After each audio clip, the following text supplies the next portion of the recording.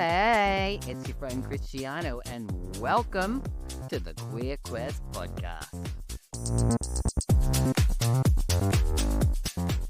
Hello, all you fabulous souls, and welcome to this week's episode of Dear Christiano on the Queer Quest podcast. Of course, you know who I am. I'm Christiano Green, the host of the Queer Quest podcast and a queer transformation coach.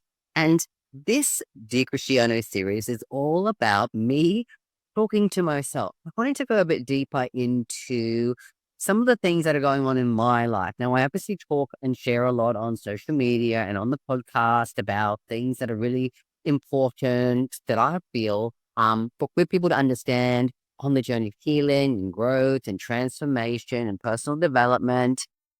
This is kind of just a more of a deeper series where I share some stories of my own journey. Of course, every week I write a long post. I post it on Facebook, and this week is all about the realities of being a queerpreneur. So what I wanted to do is I'm going to actually read out what I wrote, and if you want to read it again, detail, you can find it fully on my Facebook page. But let me read it out, and then I'm going to get into it. I'm going to break it down even there's a for you. So we've got this one. Dear Christiano, running multiple businesses is both a blessing and a curse. It's a privilege to have one successful business. To have two, that's life-changing. But it's also demanding in ways that most people will never see. Over 5 years ago, I walked away from a high-paying corporate career, leading a team of over 300 people, with a clear path to the top. On paper, it looked like success. In reality, it was slowly killing me. Burnout had set in. The thought of staying felt riskier than leaving. So I took the leap, chasing the lifelong dream of helping queer people heal, grow, and thrive. Some people call me crazy. No one in my family had ever run a business before. Their fears were loud, but my truth was louder. Moving from Sydney, Australia to Bali was a strategic move. It cut my expenses by 75%. Giving me the space to heal, rebuild, and create something from the heart. And it worked. A few years later, my partner, with nearly a decade in real estate, and I decided to build something together, an Airbnb business. He hunted for months to find the right property. We renovated, styled, and launched it. Then another property, and another, and another. My coaching business will always be my first love. But as the Airbnb business grew, my time had to stretch between the two. Some days I bounced from client calls to content creation to accounting to handling drama with guests. Last week, we had guests break the no smoking rule. They left, and we had less than 2 hours before the next check-in.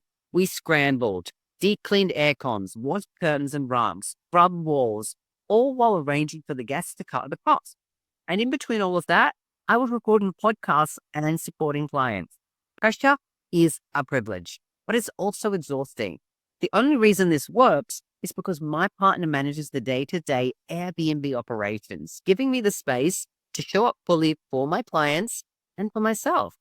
Being a queerpreneur isn't easy, but the alternative, giving my time, energy, and brilliance to a company that would never truly value me, not an option.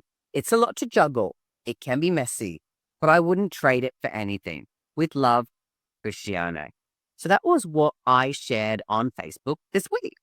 And something that I really find important to share about on my journey, because I am a queerpreneur. I do have multiple businesses and my time is stretched. And of course, me, being a queer coach, a queer healer, a queer business person, and supporting so many queer people around the world, is what I love to do. It's my passion. It's been the thing that I've created from my own heart.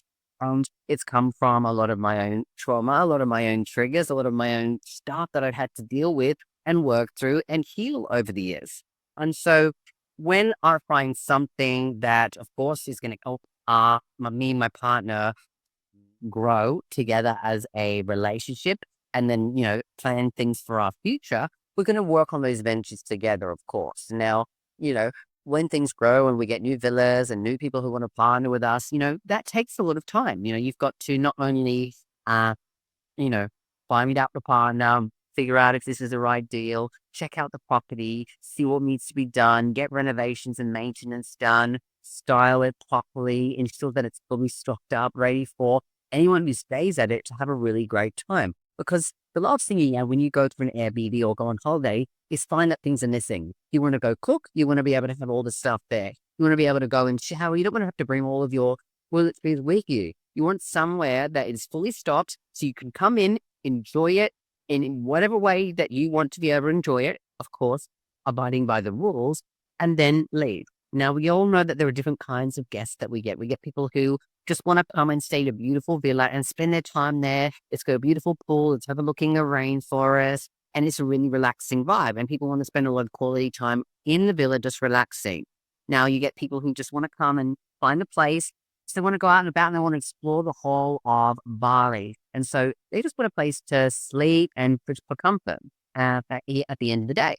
Now, that's great. Fantastic. You have those options as well. And we also get people who are just coming here, who are going to party, who are, hopefully going to take care of, someone else's property. But of course, there are times when people, they don't, and they don't do the right thing. And of course, when those things happen, a lot of stress comes into it. You've got other guests coming in, checking out. You've got multiple villas. There's stuff's going on there. And that can be a real stressful thing. And so last week, where we had some guests in one of the villas who smoked inside, when we have a clear no smoking policy, we even spoke to them about it. They came in and mistreated our property. They checked out late. And then we went to check, my partner went to check it all out and, make sure everything's ready because the maid was there cleaning, getting things sorted, changing all the beds and all those things. And there was smoking in one of the rooms. And so my partner had to go and sort it all out. He's obviously upset and he's calling me. I'm trying to figure it all out. We had to get the curtains steam cleaned. We had to get rugs steam cleaned. We had to get all of the, the linens deep cleaned at the laundry. We had to make sure that the walls were washed and that the windows would cleanse out. And we were spraying, that 99.9% odor remover to fully cleanse it because we have other guests who are going to come and stay there. Of course, it's a priority for that. All while still trying to figure out on Airbnb with the guests what happened, why they didn't abide by the rules, and that we have a certain fee that they had to pay because we spent our time, energy, effort, and money to actually get all that stuff sorted. We have to even get the air cons, serviced because the smoke goes through that and you don't want to turn on the aircon and have smoke blowing out. So we had to do a lot of stuff and we only had 2 hours to do that. So I had to work on the background to ensure that, the client, the customer, the guest who stayed in there before was held accountable and was willing to pay. Of course, they're being a pain in the ass about it. We had to get Airbnb involved. And of course, it adds a little layer of stress. Now, I'm at home trying to do all this stuff in between clients and podcast recordings and content creation, all this other stuff that I'm dealing with when it comes to, taxes and getting everything sorted out. So there's so many things happening at once. Now, if you've ever wondered, why am I still carrying pain that doesn't even feel like mine? You're not broken, you're brilliant. But brilliance gets buried under years of shame and silence and survival. And that's why I made this. I'm Christiano Green, a queer transformation coach and the founder of Queerpreneur. I created a free queer healing guide to help LGBTQA+ souls begin the journey back to themselves. Inside, you'll discover the 3 core stages of queer healing, powerful journal prompts, and a roadmap to stop surviving and start thriving. This isn't some fluffy self-help PDF. It's the spark your soul has been waiting for. You deserve to heal, not just for your past, but for your future. Download the 3 guide now. And if no one ever told you this before, your healing is holy. And your queerness, it's your power. So grab your free guide now via the link in my bio or just comment below and I'll send it to you directly. Now, I don't want to be someone who's going to complain, oh my God, look at all these problems. I'm not doing that at all. I am just kind of sharing because this week on the episode Dear Christiano, it's all about the juggle and sometimes the struggle of having multiple businesses and dealing with that, along with not only dealing with that, but also dealing with the fact that you're in a business and a relationship with your own partner. And of course, sometimes stress of business can pull over to your relationship and vice versa. And so it can be a lot, especially when you're really trying to come here, show up fully, and then, you hit record, you're ready to go, you deliver everything you possibly can, and then you unrecord, you stop recording your podcast, and then you've got all these messages and you're trying to figure it out, and it's a lot. And I'm not here to like to complain about that, but it is reality sometimes that, the stuff that does cause me stress on a day-to-day basis is that minute, silly things usually. Of course, I've done a lot of healings throughout the years. And of course, I notice when something shows up and is a problem for me. And of course, I like to address those things. I'm rarely someone who tries to avoid things or numb things. Of course, there are times when I do that without me being aware of it because, those are my old coping mechanisms. And when I become aware of it, I have to figure it out and do what I need to do. And so when it came down to this kind of situation where there is an issue in the villa and it's time sensitive, but you've got all these other things that are on your list that are priority, where do you manage what's the most priority? Is my clients and my business here the most priority thing? And I have to just say, look, you deal with that. Or do I have to say, look, I'm going to have to, make sure that my clients are aware that I've got something that I need to urgently do. And then I'll be back to you shortly, because that is the thing. And of course, that comes with a bit of stress and a bit of me being a perfectionist and a people pleaser in the past, and knowing that in one way or another, I might let someone down. Because when you're juggling things and you have more than one business and more than one priority, it can be easy for you to look at something and say, hey, look, which one am I going to do? Especially when, you might have two things that are equally important to you, but you've got to make a priority. And so for being me, you're understanding that and really dealing with things head on, and then dealing with your partner and trying to manage his stress levels and how he copes with things, it can really be a lot. And sometimes it gets to a point where you just have to realize that you can't always win at something. You've just got to deal with what you can, solve the biggest fire, and move on to the next thing. Because again, when you run businesses and you have guests and you have clients, not everything's going to be perfect. And of course, we're really trying to grow our business here in the Airbnb property and Airbnb management here in Bali, because, that's something that, my partner has been in real estate for 10 years, right? He spent 10 years in real estate, had an amazing career of that, but it was a point where he wanted to do something on his own. And of course, for us, it was like, well, let's do something together because, my skill set when it comes to this is all of the back end, the customer service mindset, the messaging of people, dealing with Airbnb, dealing with difficult customers, styling and decorating and understanding what needs to be done to make sure that an experience for our guests are high quality. Because when you have a high quality experience, high quality villas, make sure you've got all the right amenities, you're going to get the great reviews. You're going to get more bookings. You're going to be fully booked. And then, of course, when that happened, that's when other people wanted to partner with us. And then we started doing, working on the second villa, the third villa, the fourth villa. And currently we're working on the fifth villa and maybe a sixth one. I'm not going to talk too much about that because, it's all in the works. But we're moving forward. We're doing a lot of really cool things because we are growing.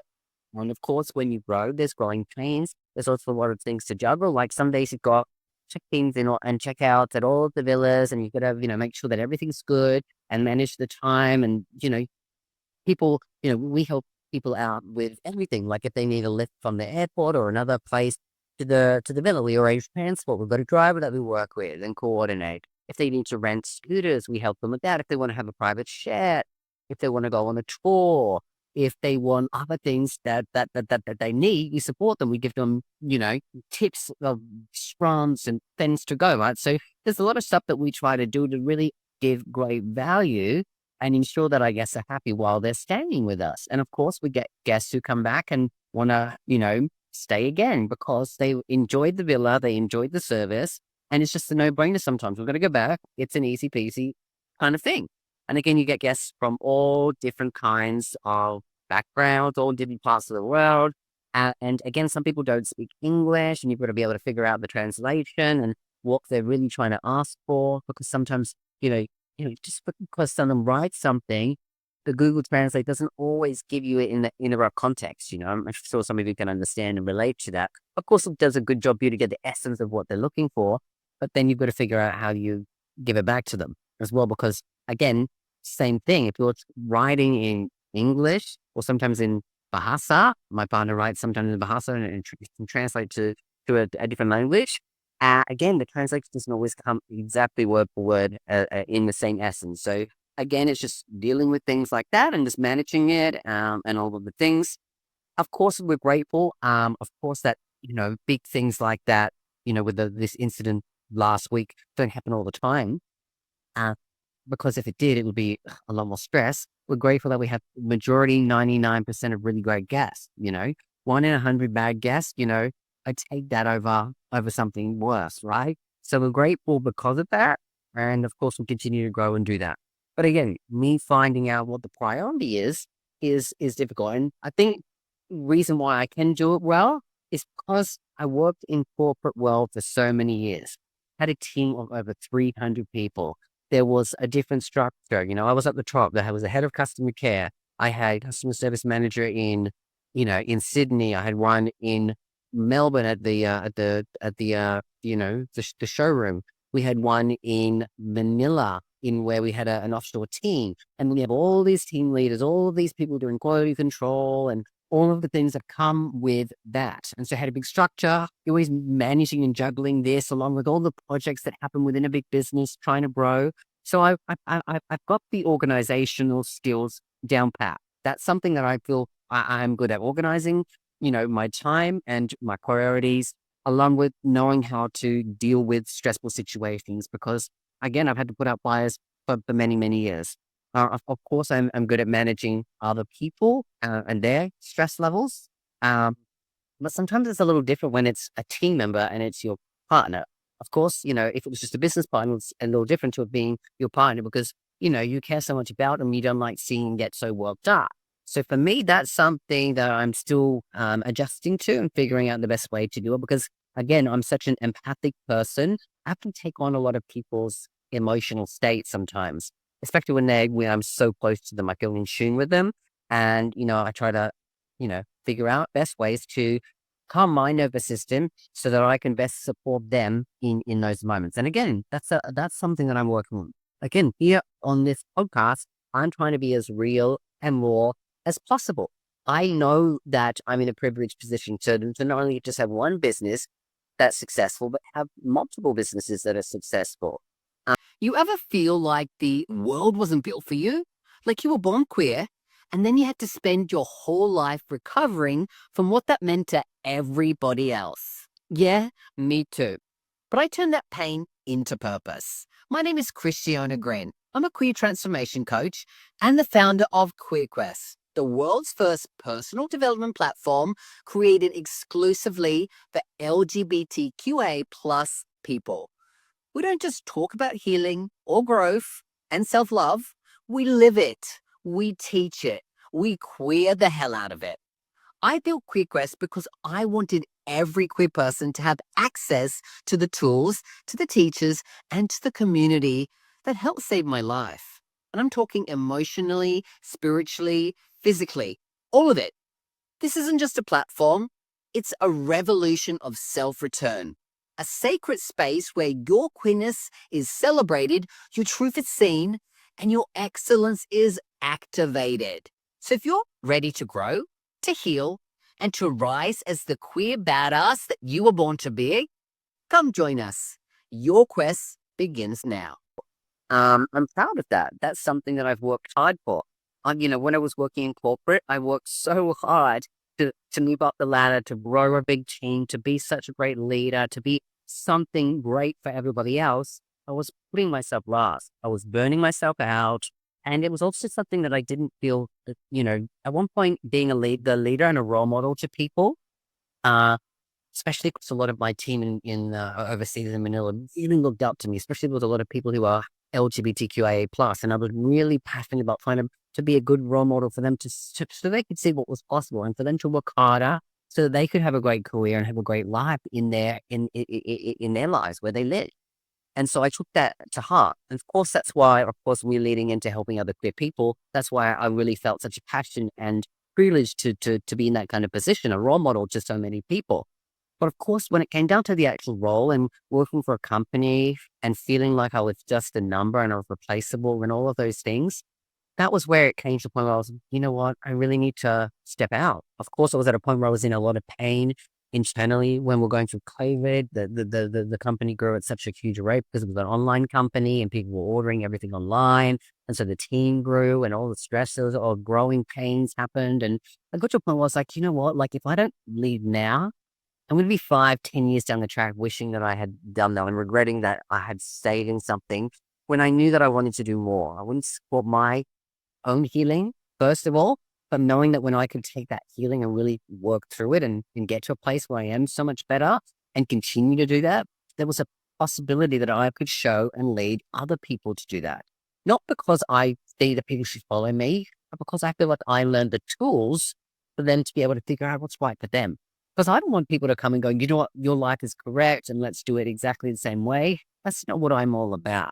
I'm all about helping other queer people figure out what is right for them, what they want, and allow them to feel confident and, deal with the stuff that's been holding them back, their negative beliefs, the limiting beliefs, the stuff that they got that's their traumas and their triggers, so that they overcome those things and they can move forward in the life and live their life the best way possible for them.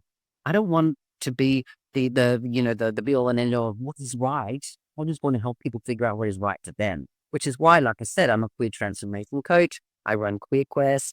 It's an online platform where we support queer people from all around the world. It's the world's first personal development platform. People in the LGBTQA plus community. We do online workshops. We have online courses. We do one-on-one coaching. So there's a lot that happens within this kind of a business as well. And so, of course, I need to be on the ball. I need to be focused. I need to make sure that I'm doing things on a daily, weekly basis that continue to help my clients that are in there already, but also, help people find and see that there's support out there so that they themselves know what's possible. And so, yeah, when I juggle between the two, I know it's a privilege, but it's also really exhausting at times. And, like I said, making that leap out of corporate into doing this, I had to make some different decisions. I was living in Sydney and I had a full life there with a lot of, relationships with friends and a whole lot of stuff going on. I had a whole life there.